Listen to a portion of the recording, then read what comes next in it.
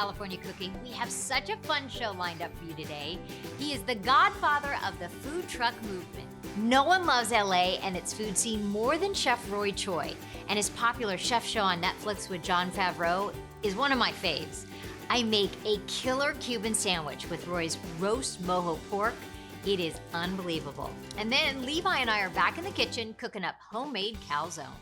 I met Roy Choi back in 2009 when he visited the KTLA morning show with his wildly popular Kogi food truck, which started the food truck revolution here in LA. Roy is now a restaurateur, an author, and a TV host, but what I love about him the most is he loves LA and the neighborhoods and people that make this city the melting pot that it is.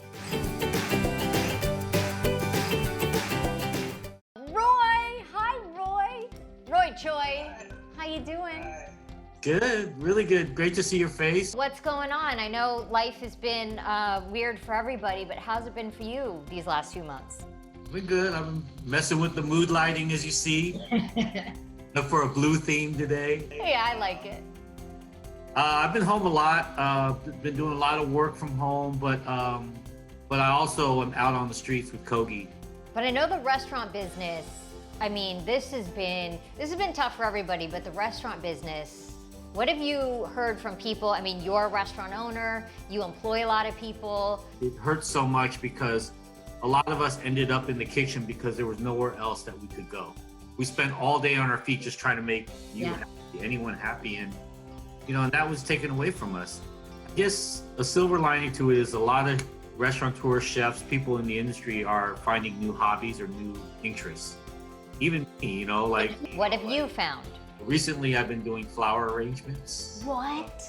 Yeah, that's been something that if you look on my Instagram, on Chef Roy Choi, and it came very naturally, because it felt like in the absence of plating food, I would bouquets.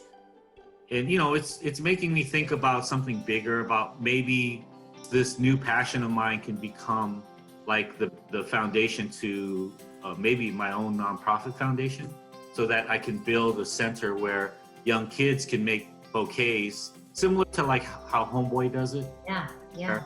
They have a bakery, but maybe if there's like a flower shop where I can get 10, 30 to 100 to 200 kids coming in from the neighborhoods that I represent to come in and make bouquets, and then we sell those bouquets, and then that money goes to the foundation. And what I think so many people love about you, you were raised here in LA, you realize how kids can become lost or not know what it is they want to do, where they want to go. And I read, about you, and I think you've shared the story many times, how Emerald saved your life when you used to watch the Food Network, and you saw Emerald and something, you described yourself as kind of a bad boy doing bad things, and that completely changed the trajectory of your life. Have you been able to tell Emerald that? Yeah, I did. I've been, Kogi was a miracle for me and for everything around that, I've been involved with in life, and it's just opened these doors. And so all these things that I would have never imagined happened. So with Emerald, I got to not only meet him and tell him this story, but I did it on national television, on Top Chef in Alaska. Did you cry?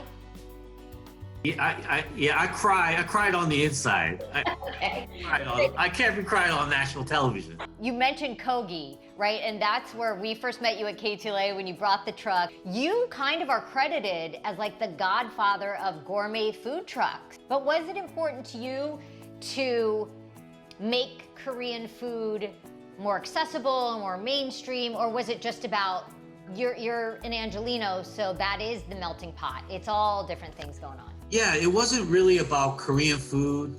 It wasn't about the first generation immigrant food from the countries.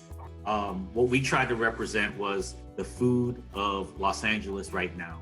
It's totally different. I have to shout out the early food bloggers of 2006, 2007. It really was around that time, 2007, 2008. There were all levels of food interaction at that time, but it wasn't viral like it is now. Everyone wasn't going out of their way to spend 3 hours in line to document it every single step of the way, and they share it with all their friends, And now we're in a world where the first thing you do when you touch down in LA is not go to Hollywood Boulevard or Universal Studios or Santa Monica. You find, you know, the best food spot. Food is now culture. One of the things that got me through the quarantine was the chef show.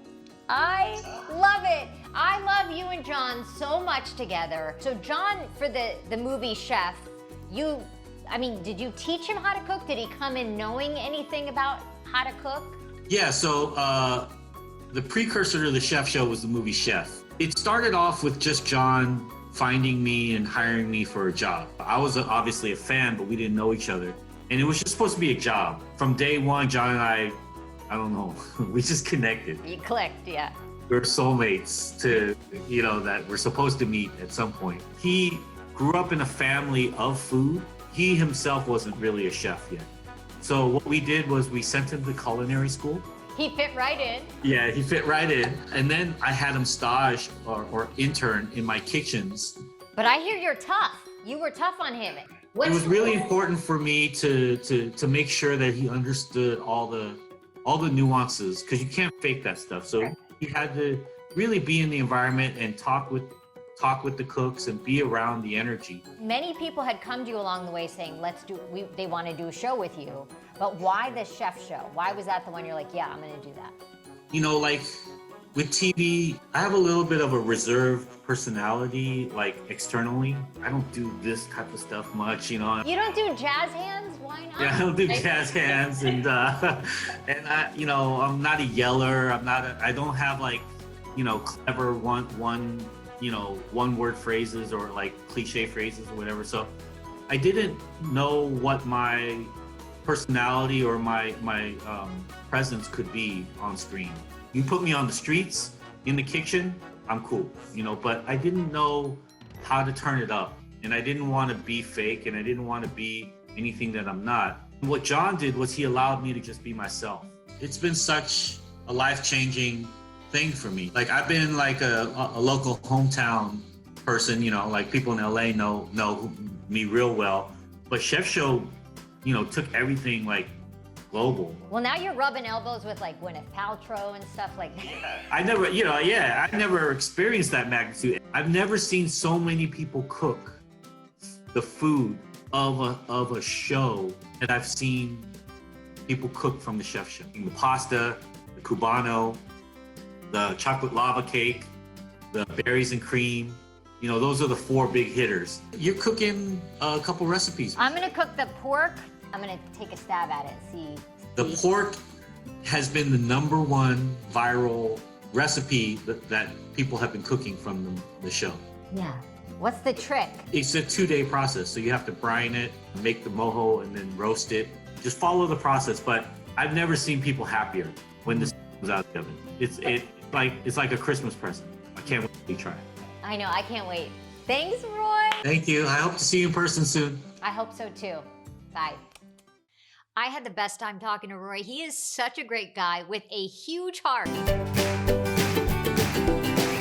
Coming up, Levi and I are kicking it up a notch with our pizza making skills, making calzones. And it is one of the most popular recipes that Roy Choi and Jon Favreau cooked up on the Chef Show. I'm making a mouth-watering Cuban sandwich with their roast mojo pork. That's coming up next.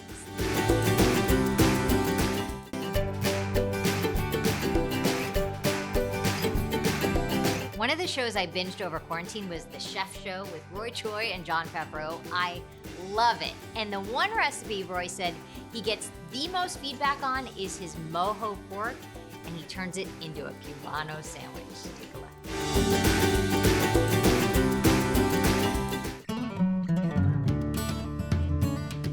This is one of those recipes that's an all-day affair. So this is something I would probably do Saturday night into Sunday, and it's Roy Choi's mojo pork. The reason it's an all-day affair is because there's first the brining process and then the marinade process. So the brining, just like you've heard of brining turkeys for Thanksgiving, same process. Brining kind of pushes all this flavor into the meat and tenderizes it. So I'm gonna show you how to do the brine first. Now the brine is 12 to 14 hours. So that's why you wanna do it maybe Saturday night so you can cook it up on Sunday. So here's the brine. Salt and sugar is usually how you do a brine. That's the beginning. So first I'm gonna add about 2 cups of water. And then I've got 1/4 cup of kosher salt, sugar. So I'm gonna do about the same amount of sugar. Got some rice wine vinegar. A lot of flavors are going in here. So I'm gonna do 1/4 cup. Olive oil, a lot of extra virgin olive oil. And I love Roy's recipe too. All he says is a lot of garlic.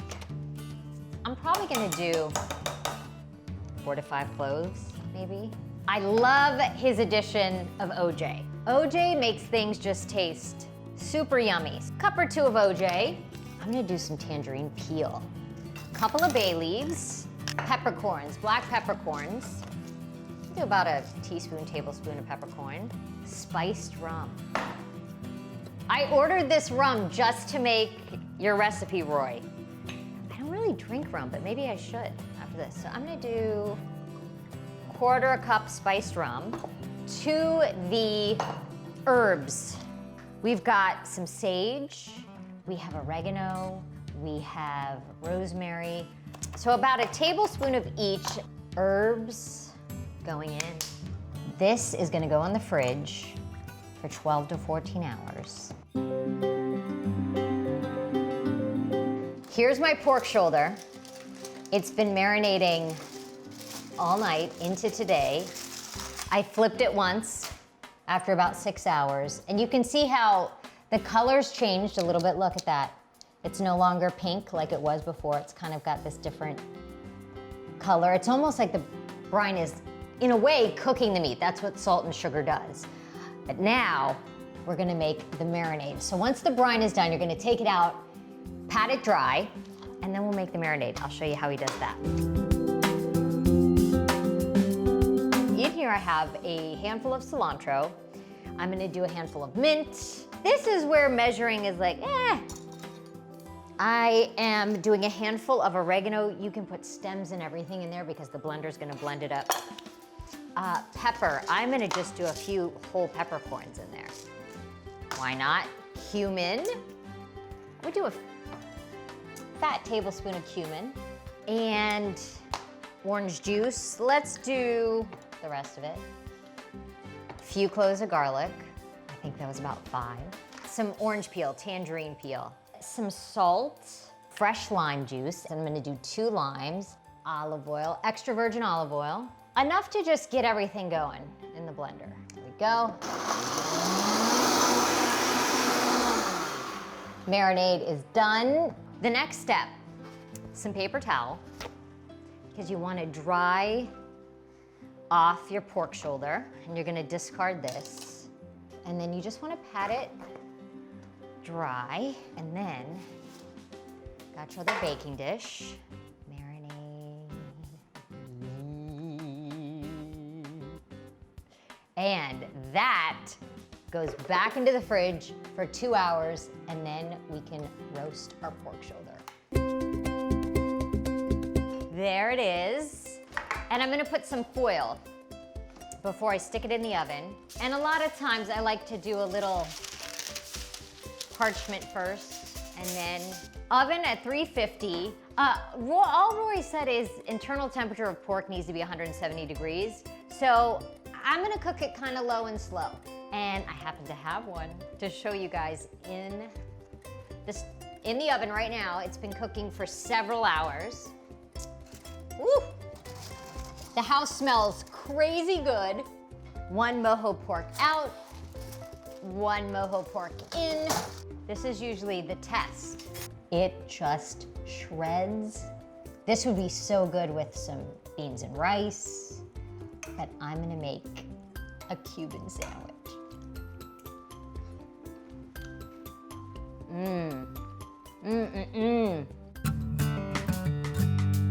A Cuban sandwich, a good baguette, French kind of roll, which is what I have here. What I'm gonna do, cut the bread. This will be a sandwich for a few of us. Open it up. And actually, sometimes I like to scoop just a little bit of bread from the middle, because the ratio to bread and toppings, you want it to be proportionate. So yellow mustard, that is the first thing going down. I'm gonna do both sides, get it corner to corner. Pickles, dill pickles. And I'm gonna cut these long ways. Line the bread. Swiss cheese, both sides of the bread. Ham, deli ham. Now the mojo pork. Let a little of the juice get in there. You know what we could really do, which would be amazing? I don't know if it's traditional, but we could dip our sandwich in this au jus. Flip it! Now is the fun part. We are gonna take it back on the skillet and we are gonna make a toasty, melty Cuban sandwich. Butter and olive oil, medium heat in my cast iron pan, this on top. And you need something heavy. Something heavy. And you just let it do its thing. Look at that. Considering where it started and how squished and melty it got, perfect. So as long as you put something heavy, a brick, whatever you got, or if you have a panini press would be great. And then if I remember, they have a real diagonal cut to them. Look at that. It's hot. The pork, Swiss cheese, pickle, mustard, ham, and I got my plantain chips, you guys. Make it a little Cuban dip.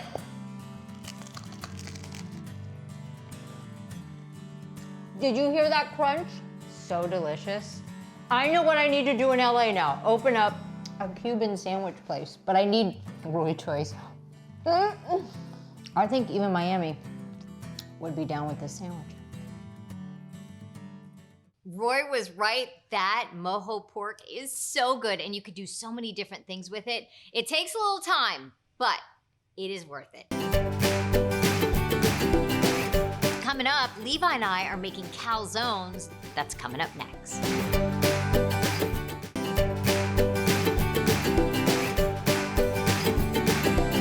Levi and I love making homemade pizza, I think because he likes throwing dough around, but this time we decided to do something a little different and make a calzone.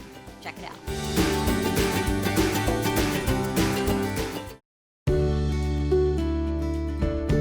Levi, you know what I've never made before? A calzone. Do you know what a calzone is? I know it. How What's a calzone? It's a kind of pizza. You're right, it's kind of like a folded over pizza. Yeah. I know how much you love to play with dough. I'm gonna cut this in half to make it a little more manageable and see how big it is. Flour, would you like some flour? Yep. Okay, can you lift it up for me? More. So we don't stick. And now, let's roll it out. Let me see how this goes. Remember that time we threw the pizza dough up in the air, Levi? Yeah. Should we try it again? Yeah. Do you think that's helping? That's not helping. So, I think the best thing to do would maybe be, is that gonna be a big enough calzone? What do you think? Trace around there. Okay, we got one. Let me put a little olive oil down just in case. I don't want it to stick to my wax paper. We have one for you and one for me. Daddy's out of luck. All right, now the filling. So you keep working on your breadsticks and I'm gonna get working on our calzone filling. So, this ricotta cheese is yummy and that's gonna be the base of our filling. I'm gonna add an egg yolk and that's going to just help stabilize the ricotta. Pinch of salt, some oregano, some Parmesan cheese in there. From what I've been reading about calzones, since I haven't had one in years, most of the time the red sauce is just for dipping. It's not actually inside. So we're gonna do the same thing, but you know what I do have? I have a little pesto. I have homemade pesto, usually in the fridge. Pesto going down. Our flavored ricotta. The whole thing is you probably don't want to overfill it because then you might have a huge mess on your hands, right? Pepperoni or salt, you know, it'd be great if you cooked up some sausage or something like that would be delicious, but that's what's great. I mean, whatever you like. Mozzarella cheese on top. Levi loves black olives, so let's do a couple black olives in there. Let me close up our calzones. Oh, look, excellent. So now I think I'm gonna just do a little roll around so that everything sticks together. Okay, our calzones are done. I actually think they look pretty cute. What do you think?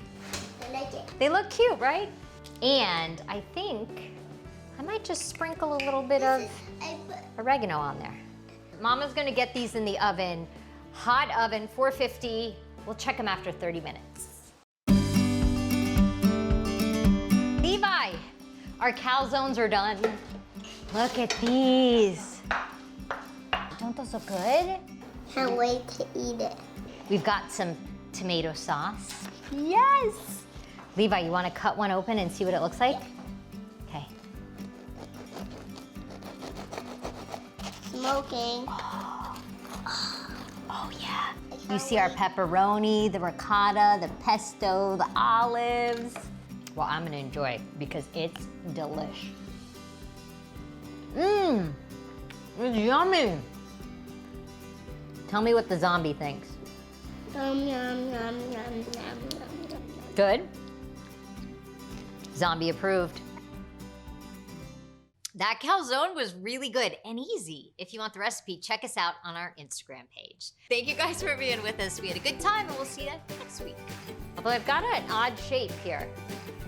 It looks like a pan. It looks like... This is Levi's creation. It's a rocket that is loaded. I'll say.